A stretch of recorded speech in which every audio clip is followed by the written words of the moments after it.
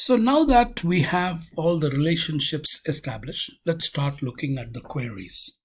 So if we go to the question paper, which is ICE 8, the Word document, you have the first query is a list of customers with order dates, ship dates, payment dates, how they paid, and the amount of payments. So let's see where these are. So if I go back to my ER diagram, I should have this somewhere. It says all the dates are here, all the pay types are here. So that is in order. Okay. I also have the everything that is done. That is the quantity is here, and if I want, I can do the product price and the quantity also as the amount that is paid, and so on and so forth. So let's take a look at this. So first thing I want to do is to create a query design. And in the query design, I'm going to bring, what are the things that I need to bring? I need to bring the customer, because that is the basis of all this. And then I'm going to bring the order. Oops. Shouldn't have done that. Just drag it and drop it. And then I have the order details. And then I have the product. All these are the things that I want. So let's take a look at what are the things that I need. I need first the customer name. So double click on customer name.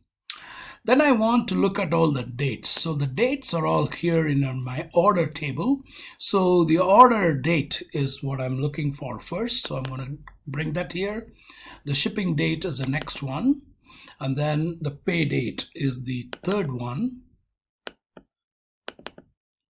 And I'm going to just double click on each one of them to bring it to the bottom. And then I want to also bring the pay type that they wanted. And I'm going to bring the quantity. The quantity is going to be in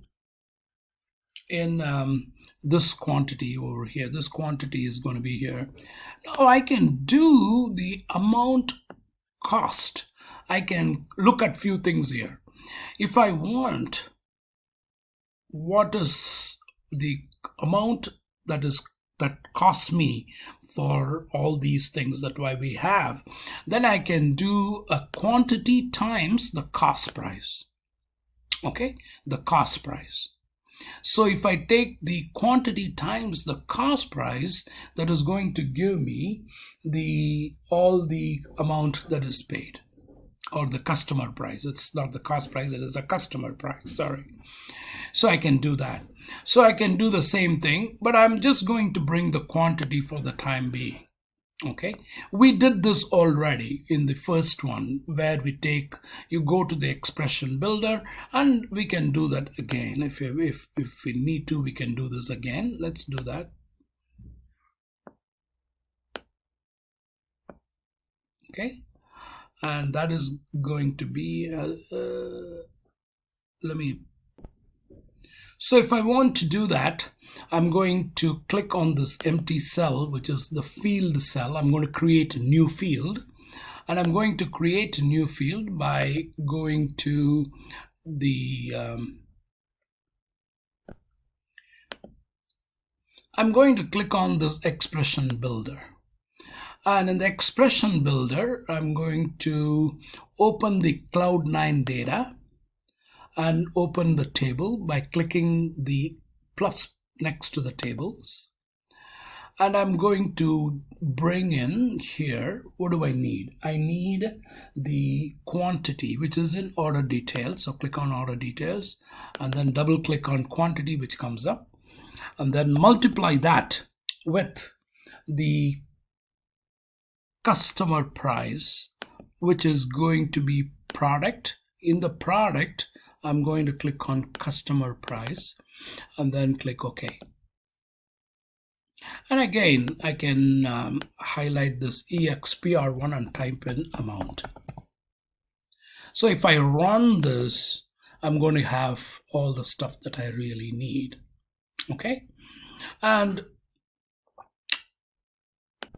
So now we have all the things that we need. So I can get out of this by clicking this X, or the X could be here or here. So click on this X, and then I can save it as the answer 1. Okay, click OK. What about my second query? Let me read the second query. The second query is average consumer rating of cheese types. Average consumer rating of cheese types. So let's take a look at what these cheese types are and where it is from. So if I go to my ER diagram again, I see that everything that I want about the cheese is in product. So I'm going to use the table product, and that's all I need to do. So I'm going to create a query design, and I'm going to bring the product here. And what are the things that I need? I need here the cheese ID, and I need the product ID, or I don't need that. And then I need consumer rating. Consumer rating. Where is the consumer rating? And actually, instead of the cheese ID, if I want, let's say, product ID, okay, I can just change this to product ID by clicking on this table, pulling this, and then I can see, and then I can choose product ID, okay, if I want to do that. So if I run this now, I have these Asiago, Brie, Blue, Brick, Brie, all these things. But what I have to do is to now group them by the cheese ID so that I can find the average. So let's go back to the design view and then click on the totals. So I get the total. So I group by the cheese ID, and the consumer rating, I'm going to go with the average. And when I run it, I'm going to have all the cheese ID and then the consumer ID. Now note that there is, you see pound signs here. So to do that, all I need to do, just like Excel, I need to just expand the column to make sure that I give the space for all the digits to show. Okay, so that gives me the average of the cheese ID of all the cheeses. So I'm going to get out of this, and then I'm going to save it, and I'm going to call it answer 2. Let's do answer to question 3 from the question paper. It says the supplier's name whose supplier contact begins with the letter J. Okay, so I need to look for the supplier contact where the name starts with a J. Okay, so which table do we need to use? Let me go back to my ER diagram, and then this supplier table will have everything about the supplier. It will have his contact name. Okay, and that's what I need. I have the supplier name, and then supplier contact, so on and so forth. So I need those two. So I'm going to use only this table supplier. So let's do that. So I'm going to create a query, and in that query I'm going to bring just the supplier, and in the supplier I have the supplier name, bring it down, and then supplier contact, which is here. Now, I want everything that is going to be in, like, starting with a J. So let's see how to do that. I'm going to use what is called a wildcard. So let's talk about that So let me have a new slide here, and then delete this. Okay. So wildcard is a star. Like, when you play cards, basically you have Joker as the wild card. So that is what we're talking about. Anything, you can put anything. That star means anything that is there in that data. So there are a few things that we need to think of. Okay, so the first thing that we want to look at is if I type quote J star quote. So basically, the reason why I'm putting J star is anything that starts with a J.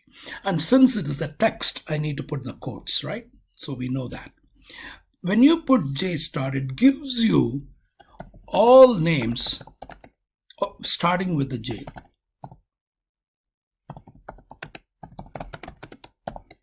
Okay, that is J star.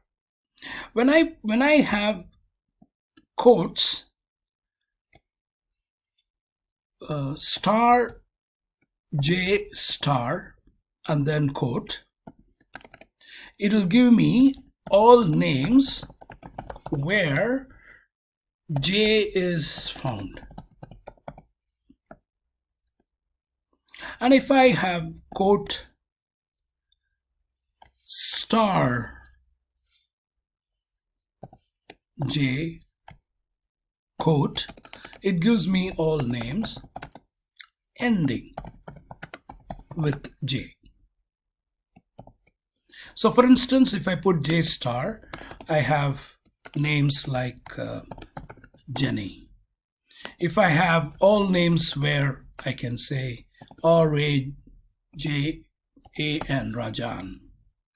And if I'm going to have J, all names ending with a J, I can have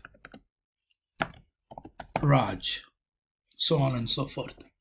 So this is how I do this when you look for names. Okay, so let's do the same thing. So here we want a supplier contact which ends or which starts with a J. That's what we want. So for that we need to put L-I-K-E, like space quote J star quote. Okay, like space quote J star quote.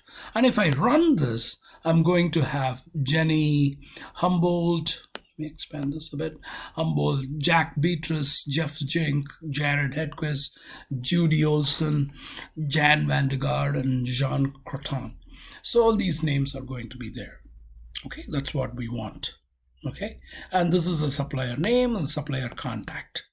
This is exactly what we need. So I'm going to get out of this and I'm going to save this as answer 3. Okay, so that ends our ICE 8.